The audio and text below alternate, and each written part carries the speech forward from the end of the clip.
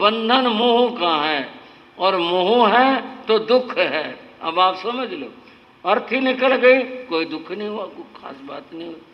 कोई अपना कुछ चला गया, कितना भारी दुख हुआ। दुख किससे हुआ? दुख हुआ मोह से। तो भगवान महावीर ने कहा दुखं हयं जस्न हुई मोह, यह मोह के कारण से दुख होता है। मोह अगर न हो तो फिर दुख नहीं होता। बड़ी अच्छी एक परिभाषा की गई इस दुख की और इस मोह की। केवल दो शब्द भाइयों, केवल दो शब्द, वह दुख है, और तीन शब्द वो दुखों का अंत है। आप पूछेंगे कौन से क्या? जैसे बताता हूं, इदम मम, मम मैंने मेरा, इदम मैंने यह है, इदम मम ये मेरा है, यह दुख है। इदम न मम, यह मेरा नहीं है, कोई दुख नहीं।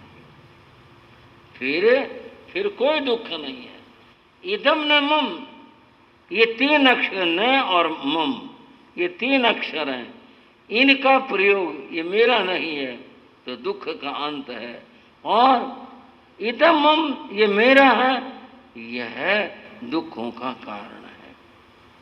तो बंधुओं, यह जो दुख है इसका मूल मोह होता है।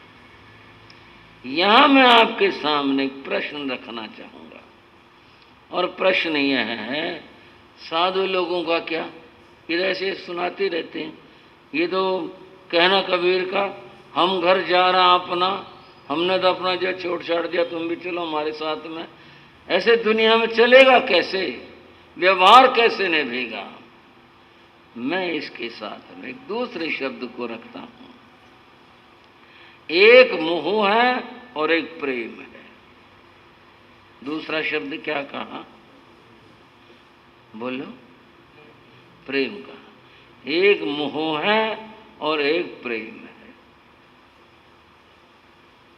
जो मोह है वो संसार है, और जो प्रेम है वो संसार नहीं है, वो बंधन नहीं है। ये बात समझ आनी मुश्किल है। उसमें और उसमें फर्क क्या हो गया? मेरा इससे बड़ा प्रेम है, मैं तो इससे दूर नहीं जा सकता, ये कहने की बात है। ये मोह की भाषा है।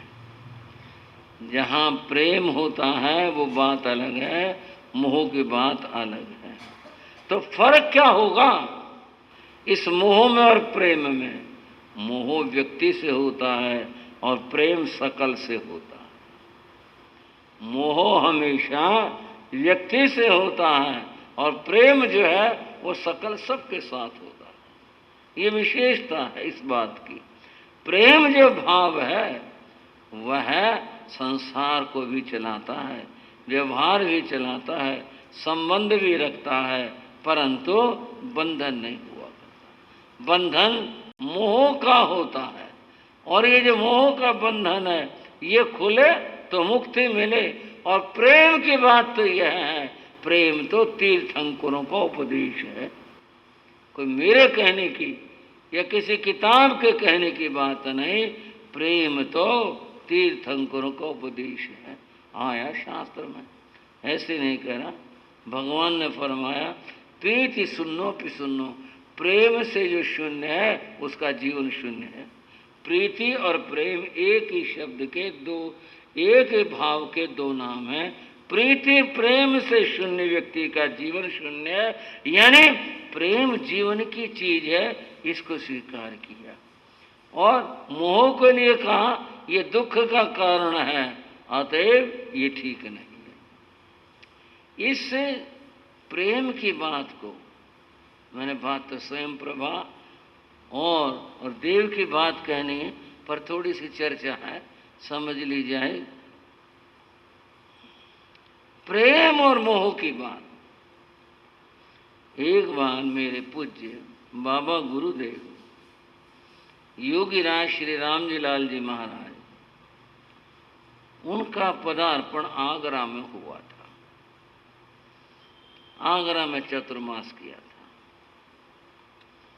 वहाँ एक भाई जो थोड़े बुजुर्ग थे परिचय में आए और उन्होंने गुरु महाराज से कहा कि जी वैसे तो संतों की आपकी कृपा है, स्वाध्याय का भाव रखता हूँ, मैं कर्म ग्रंथ पढ़ना चाहता हूँ।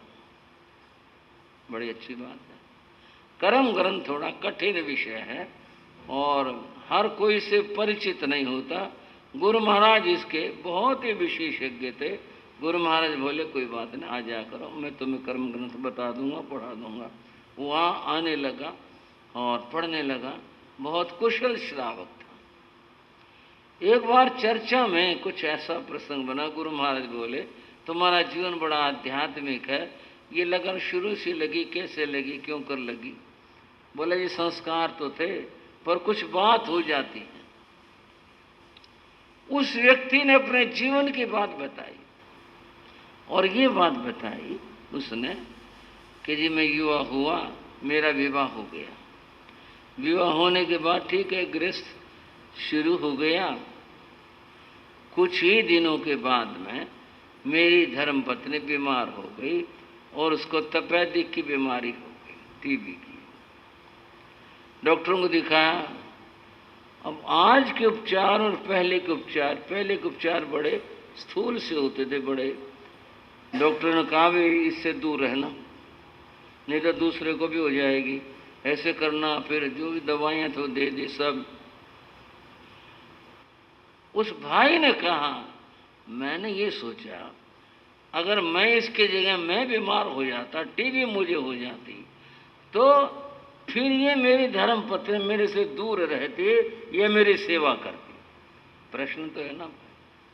इतिहास में न जाने कितनी स्त्रियों ने जोहर किया, कितनी स्त्रियां सती हुई, पर आदमी से पूछे ये सारी जिम्मेदारी औरतों की थी मरने की।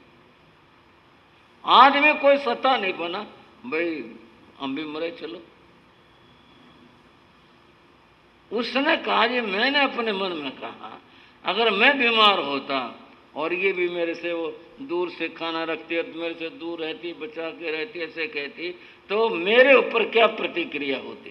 भाई ये औरत है, ये क्या है, ये इस पर मेरा फर्ज है, जब मैं वचन देकर इसे लाया हूं, अब मैं इसका सही। घर वाला कोई नजदीक नहीं लगे क्योंकि टीबी का नाम ही बड़ा खतरनाक था, बहुत खतरनाक नाम था। पहले मैं तो उसके मन से सेवा करने लगा, दवाई उपचार खाना जो कुछ था। घर वालों का पागल हो रहा, क्या मर भी गई तो और ले आइयो, क्या फर्क पड़ेगा, और शादी हो जाएगी, दोबारा शादी नहीं होती क्या? तू पागल हो रहा है, तेरे को टीबी होगी फिर क्या कर लेगा तू? इसके इतनी ज़्यादा लग रहा है सेवा के अंदर, अपने बचा के कर, ऐसे कर। जब कोरोना फैला ना, तो एक बार एक कार्टून आया अखबार में, आप कहोगे आप अखबार पढ़ते हो, पढ़ लेते हो भाई। क्या कार्टून था? कोरोना भोजन। कोरोना का भोजन क्या? 3 बच्चे जो थे बैठे भोजन के लिए थाली पर थे और उनकी माँ एक लंबे बांस के ऊपर कलछी बांध करके दूर से उनको अपना परोसने लग रही थी। लंबे बांस को कलछी बांध करके और वो परोसने लग रही थी, दाल सब्जी डालने लगे। ऊपर लिखा हुआ था कोरोना भोजन। मुझे जान सब में प्यारी होती, वो भी अपने बच्चे, लेकिन वो भी दूर से अपने कोरोना लाठी को कलछी बांध करके वो फिर उनको परोसने लग रही है। बात थी, घर वाले बोले तो पागल हो रहा है क्या, इस तरह से लगा हुआ है, बच के रहो। मैंने कोई सुनी नहीं उनकी बात। मैंने कहा भाई ठीक है, विवेक अपना काम है, ध्यान रखूंगा, लेकिन नफरत नहीं करूंगा। कुछ सब इलाज किया, वो ठीक नहीं हो पाई और मैंने उसकी पूरी सेवा की, दिनों रात जो भी जैसा था सेवा की। लोगों ने तो मेरे को पागल घोषित कर दिया, बोले तो पागल हो गया, इसके टीबी होगी, ये भी मरेगा, ये तो मरी मरी, ये भी मरेगा। एक दिन वो गुजर गई तो जो भी संसार व्यवहार है उसे शमशानों में ले गए। वहाँ अग्नि संसार की बात आई तो पति के हाथ से जो होना था, देखा उसका नाम लिया, नाम भी उसका नेमीचंद था। बोला अरे नेमीचंद को ले आओ भाई। नेमीचंद देखा, नेमीचंद पाने। बोला वो कहाँ रह गया? घर रह गया? क्यों रह गया? उसे आना चाहिए था। घर पता करवा, घर भी नहीं मिला। नहीं मिला तो सबको क्या शक हुआ, ये तो मरी, उसने भी सुसाइड कर लिया लगता है। ढूंढा, उसको मिला नहीं। यहां तक के कुएं भी तलाश करे गए, इधर उधर गया, कहाँ निकला, कहाँ हुआ क्या, मिला नहीं। वहां अर्थी रखी रहे और यहाँ उसकी ढूंढ पड़ी रही। इसमें बहुत देर लग गई, कहने में घंटों लग गई। लोगों में, घर में, परिवार में चिंता होगी बड़ी भारी। जब 1-2 घंटा हो लिए, बोले मैं तो उस दिन ऊपर जाकर सो गया, मेरी नींद पूरी नहीं हुई थी। मैंने कहा ये काम तो घर वाले कर लेंगे, मैं तो अपना सोऊंगा। मैं सो गया ऊपर। और मैं जो ऊपर से नीचे आया, मैंने देखा घर, क्या बात होगी? बोले तो कहाँ था? बोले मैं तो ऊपर था। ऊपर क्या कर रहा था? यहाँ तो इतना हो गया था तेरे लिए। बोले क्यों, क्या बात होगी? बोले बात क्या होगी, तू यहाँ सो गया, तेरे को नींद कैसे आ गई? बोले देखो, जब मैं सेवा करा करता, जब क्यों लग रहा है? अम्मा आराम से सो गया, अब तू क्यों जाके सो गया? बताओ, किसी बात में चैन है दुनिया के अंदर? उस व्यक्ति ने कहा मैंने रोना नहीं किया, मैंने दुख नहीं माना। ठीक है भाई, मैंने अपना फर्ज पूरा कर दिया, जो कुछ था फर्ज हो गया पूरा। जो भी संस्कार के बाद की बातें होती, तेरी वगैरह, वो सब होगी। वो होते ही अब बात शुरू हुई रिश्तों की। ये वो यहाँ वहाँ मेरे तक बात आने लगी, मैं चुप रहा। एक दिन मैं स्थानक में गया और उस समय वहाँ पर जो भी आचार्य विराजमान थे, मैं गया और जाकर कहा जी मेरी ये भावना, मैं आज जीवन ब्रह्मचर्य का पालन करूँगा। बोले भाई सोच ले, घर वालों से पूछ। बोले घर वाले क्या करेंगे इसमें? मामला मेरा कि घर वालों का है? ये मैंने सोचना गुरु महाराज, आपका काम तो यूँ करने का है। बोले भाई हमें तो कुछ देर नहीं लगती, तो देख ले कभी कल न पाला। बोले वो मेरा काम है, बहुत आजीवन के लिए ब्रह्मचर्य ले लिया। जब उससे बात होने लगी शादी के, बोले मैं फिजूल है, कहीं देखभाल करने कर, मैंने तो अपना नियम व्रत ले लिया। उस समय तक उसके यहाँ पर 1-2 संतान आ चुकी थी। उस समय तक बोले मैंने अपना जीवन इस तरह संयम पूर्वक जिया। अब मेरे बच्चे बड़े हो गए, ठीक हो गए, और मैंने संयम के साथ जीवन जिया। मोह और प्रेम की ये बात है। मोह होता तो बंधु रोना पीटना होता। बोले मेरे को प्रेम था, मैंने अपना काम किया, मैंने फर्ज पूरा किया, तो प्रेम सेवा करने से मना नहीं करता। प्रेम ये नहीं कहता भाई तू ये क्या कर रहा है ये। बोले मोह की बात और है, प्रेम की बात और है। श्रावक और श्राविकाओं समझ लो इस बात को। प्रेम जहाँ होता है वहाँ पर व्यक्ति दूर नहीं जाता, बल्कि हृदय से समीप होता है, अपने कर्तव्य पूरे करता है। और कठिन बात है, मोह जहाँ होगा वहाँ स्वार्थ होगा। स्वार्थ आदमी के अंदर भीतर रहेगा, मोह होगा। और जिसने स्वार्थ छोड़ दिया उसके जीवन में प्रेम होगा। बंधुओं, जिसकी मैं चर्चा कर रहा था, उस देव का नाम ललितांग था, और जिस देवी के साथ उसका मोह भाव बना उसका नाम स्वयं प्रभा था। ये वहाँ देव के संबंध वहाँ स्वर्ग के जैसे भी थे। इस तरह चला, पर दुनिया के अंदर कोई संबंध शाश्वत नहीं होता। एक दिन देवी की आयु पूरी होगी और वो वहाँ से चय करके और अगले गति के लिए गई। ललितांग देव अब शोक करता है, वो कहाँ गई? अब कोई ढूंढे से ला सकता है? कुछ हो सकता है? बंधुओं, बड़ा विचित्र मामला है। मोह का विजेता ही विजेता होता है। जिसने मोह को जीता है उसका जीवन सुखमय होता है। ललितांग दुखी हो गया। इस दुख का क्या समाधान निकला? ये बात थोड़ी सी मैंने मोह की व्याख्या ज़्यादा कर दी, कथा थोड़ी संक्षिप्त रही, आगे कथा की चर्चा करेंगे। ललितांग देव का क्या हुआ, स्वयं प्रभा का क्या हुआ, और आगे कथा ये कैसे बढ़ी, चर्चा करेंगे। आज की चर्चा यहीं तक। बोलें मिल करके, भारत मंगला चार प्रभु की जय बोलो, भारत मंगला जय बोलो, मिलकर सब नर नार प्रभु के जय बोलो, जय बोलो, मिलकर सब नर नार प्रभु।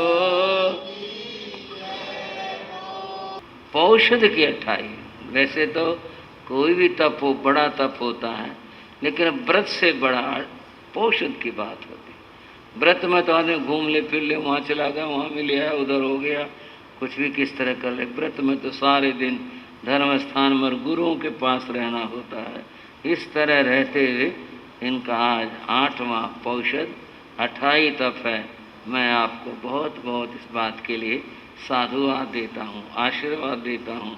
आपको धन्य हो, आपकी आत्मा को धन्य हो। आप इतना महान और ऊंचा तप कर रहे हैं। बार बार बार आपके लिए मंगल कामनाएं करते हैं।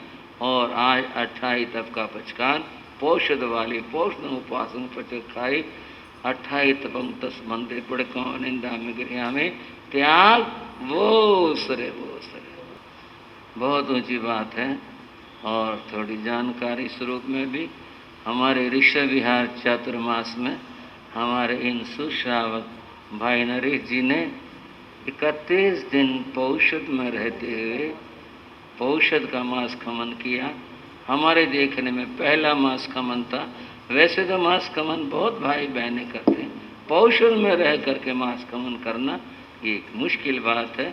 इन्होंने पौषध में रहते मास खमन तप किया। मैं पुनः इनको बहुत बहुत साधुवाद और मंगल आशीर्वाद प्रस्तुत करता हूँ।